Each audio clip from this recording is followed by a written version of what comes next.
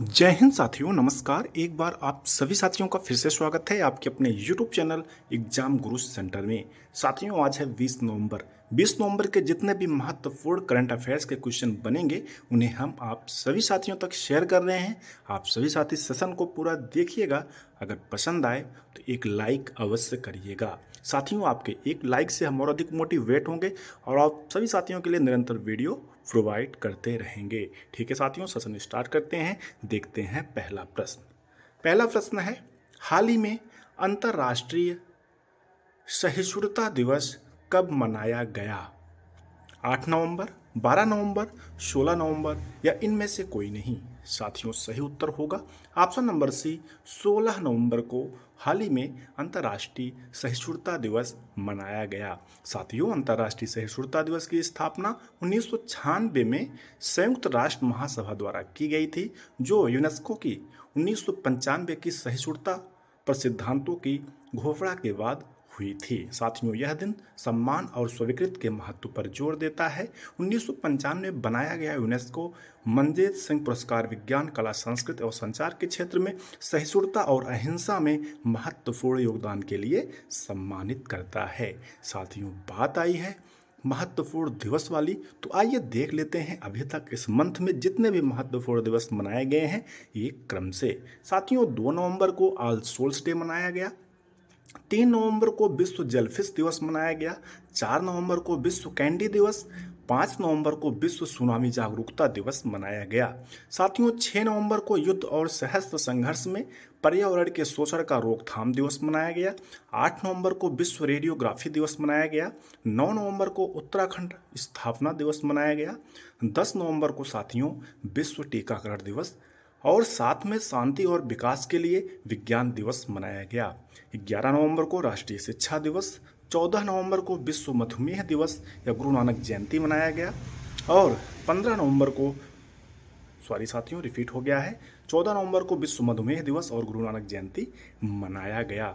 आप सभी साथी वीडियो को पॉज करके स्क्रीनशॉट ले सकते हैं और हर जगह इसे शेयर भी कर सकते हैं और अपने याद रखने के लिए आप इसे अपने गैलरी में भी रख सकते हैं। साथियों, अगर आप सभी साथी हमारे करंट अफेयर सेशन से जुड़े रहेंगे तो अलग से दिवस वाला क्वेश्चन पढ़ने की आवश्यकता नहीं होगी। लगातार हमसे जुड़े रहें और ये अपने आप याद होता रहेगा। और ऑल वन डे जितने भी एग्जाम हैं साथियों, उसमें एक प्रश्न दिवस वाला किसी न किसी तरीके से अवश्य पूछ लिया जाता है, इसलिए इसे इग्नोर ना करें। आगे बढ़ते हैं, अगला प्रश्न देखते हैं। हाल ही में कौन सी फिल्म 38वीं यानी 38वें लीड इंटरनेशनल फिल्म फेस्टिवल में सर्वश्रेष्ठ फिल्म पुरस्कार जीता है? The fable, Singham return, the Sabarmati report या इनमें से कोई नहीं? साथियों, सही उत्तर होगा option number first, the fable.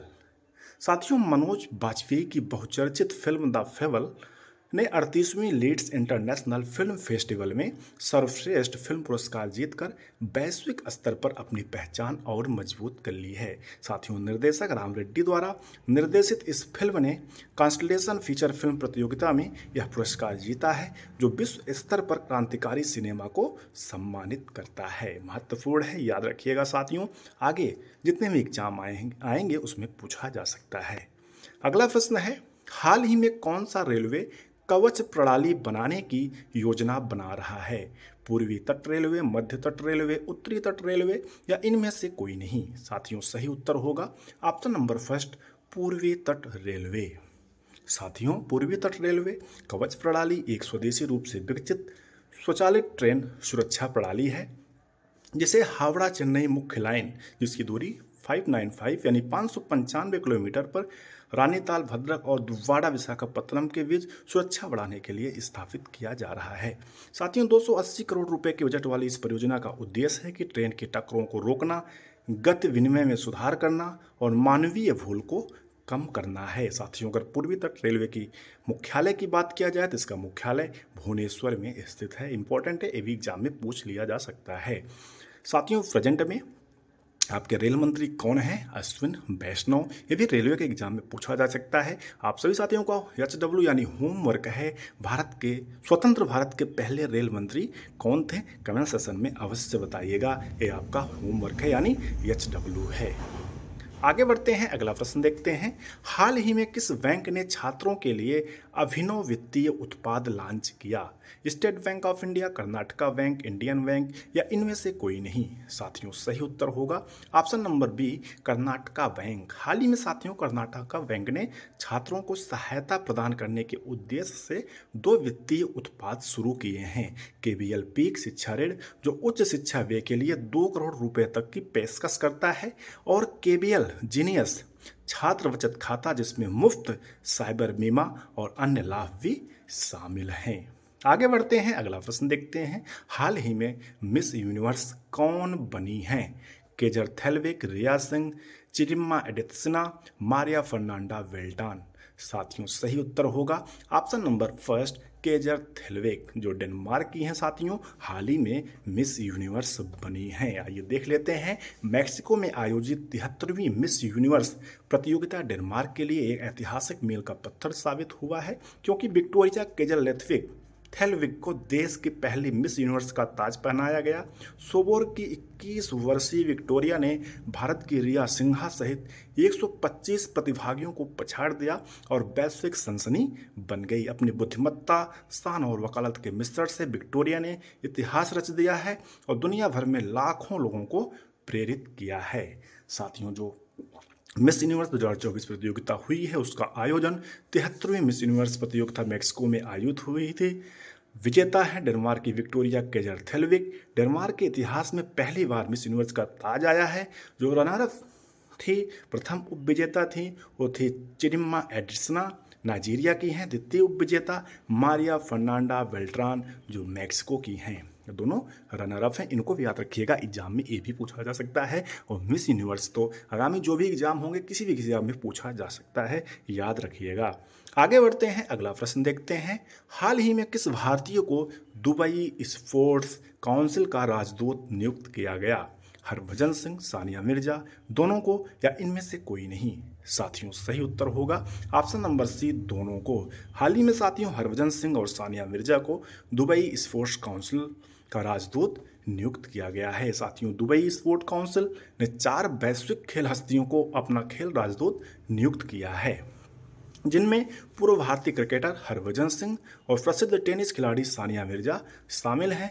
इस पहल का साथियों उद्देश्य है दुबई की वैश्विक खेल स्थल के रूप में प्रतिष्ठा को बढ़ाना और प्रतिष्ठित अंतर्राष्ट्रीय आयोजनों को आकर्षित करके स्थानीय प्रतिभागियों को बढ़ावा देकर, खेल पर्यटन को बढ़ावा देकर इसके खेल पारिस्थितिकी तंत्र को मजबूत करना। साथियों, लाइए देख लेते हैं जो चारों राजदूत नियुक्त किए गए हैं वो कौन कौन हैं। पहला तो हरभजन सिंह, जो पूर्व भारतीय क्रिकेटर हैं। दूसरा सानिया मिर्जा, जो पूर्व भारतीय टेनिस खिलाड़ी हैं। तीसरा है खबीब नूरमगोमेदेव, जो रूसी यूएफसी चैंपियन हैं। चौथा है पैट्रिस इवरा, जो फ्रांसीसी फुटबॉलर हैं। इन्हीं चारों को दुबई स्पोर्ट्स काउंसिल ने राजदूत की नियुक्ति के रूप में किया है, याद रखिएगा। आगे बढ़ते हैं, अगला प्रश्न देखते हैं। हाल ही में किस राज्य ने 14वीं हॉकी इंडिया सीनियर्स पुरुष राष्ट्रीय चैंपियनशिप जीती है? उड़ीसा, हरियाणा, पंजाब, महाराष्ट्र? साथियों सही उत्तर होगा ऑप्शन नंबर फर्स्ट, उड़ीसा। साथियों, हाल ही में उड़ीसा ने हरियाणा को हराकर 14वीं हॉकी इंडियन सीनियर पुरुष चैंपियनशिप जीती है। साथियों, बात आई है उड़ीसा राज्य की, तो थोड़ा कुछ महत्वपूर्ण फैक्ट जान लेते हैं जो ऑल वनडे एग्जाम में कभी काल पूछ लिया जाता है। साथियों, अगर उड़ीसा की स्थापना की बात किया जाए तो 1 अप्रैल 1936 को स्थापित हुआ था। कब? 1936, 1 अप्रैल 1936 ईस्वी में स्थापित हुआ था। कैपिटल है भुवनेश्वर। टोटल जो जिले हैं यानी डिस्ट्रिक्ट हैं वो 30। सीएम यानी चीफ मिनिस्टर हैं मोहन चरण मांझी। गवर्नर हैं रघुवर दास। लोकसभा की साथियों 21 सीटें हैं। राज्यसभा की 10 सीटें हैं और विधानसभा की टोटल 147 यानी 147 सीटें हैं। साथियों, इसको इग्नोर ना करिएगा, एग्जाम में अवश्य पूछ लिया जाता है, इसलिए आप हमारे करंट अफेयर्स सेशन से केवल जुड़े रहें। आपको हम ये सब तैयार कराते चलेंगे, अलग से पढ़ने की कोई आवश्यकता नहीं पड़ेगी। आगे बढ़ते हैं, अगला प्रश्न देखते हैं।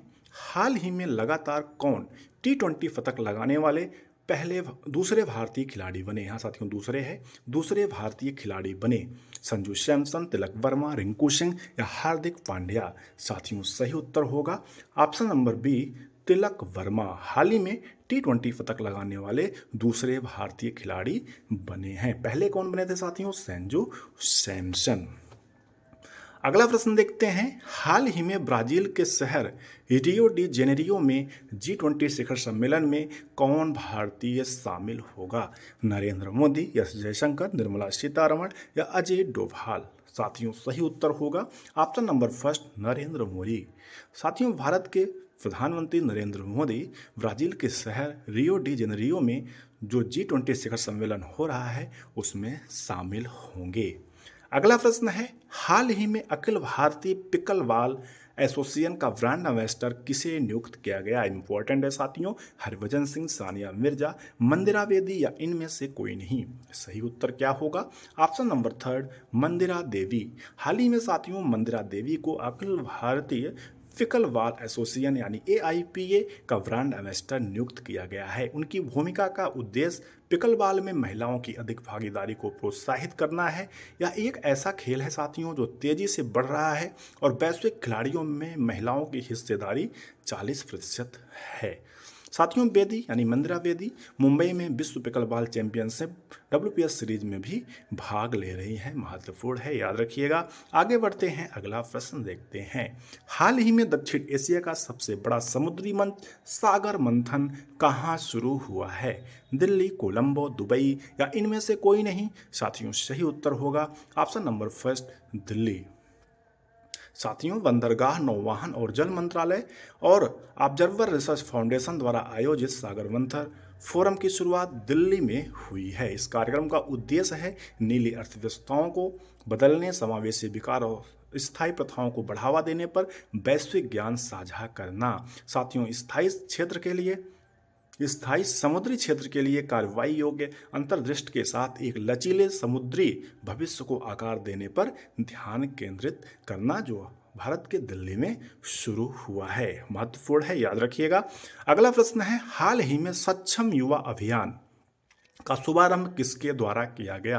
अनुराग ठाकुर, नरेंद्र मोदी, मनसुख मांडविया या इनमें से कोई नहीं? साथियों सही उत्तर होगा option number second, Narendra Modi. साथियों भारत के प्रधानमंत्री नरेंद्र मोदी सक्षम युवा अभियान की शुरुआत राजीव पाठक ने 15 नवंबर 2024 को दिल्ली के किराड़ी में की थी, जिसमें 10,000 युवाओं को निःशुल्क कौशल प्रशिक्षण और रोजगार के अवसर प्रदान किए गए। इस पहल में अंग्रेजी बोलना, साक्षात्कार की तैयारी, गणित विज्ञान, कंप्यूटर कौशल और बिक्री और व्यवसाय का आत्मविश्वास निर्माण का प्रशिक्षण शामिल है। साथियों जो इसमें चयनित व्यक्तियों को नौकरी भी प्रदान की जाएगी। साथियों इस प्रकार से आज का अपना महत्वपूर्ण सेशन कंप्लीट हुआ। हमें उम्मीद है आप सभी साथियों को अवश्य पसंद आया होगा। अगर पसंद आया होगा तो एक लाइक करिएगा। अगर चैनल पर पहली बार आए हो चैनल को सब्सक्राइब कर लीजिएगा, साथ में बेल आइकन प्रेस करिएगा, जिससे कोई न्यू वीडियो बनती है तो आप सभी साथियों तक नोटिफिकेशन के माध्यम से सबसे पहले प्राप्त होता रहे। Thanks for watching. Exam Guru centre परिवार से जुड़ने के लिए बहुत बहुत धन्यवाद। और भी साथियों तक शेयर करिए और भी साथी जुड़ें, जिससे अपना एग्जाम गुरु सेंटर परिवार और बड़ा हो सके और हम आप सभी साथियों के लिए निरंतर वीडियो प्रोवाइड करते रहें। थैंक्स फॉर वॉचिंग साथियों, मिलते हैं नेक्स्ट सेशन में, तब तक के लिए धन्यवाद। जय हिंद।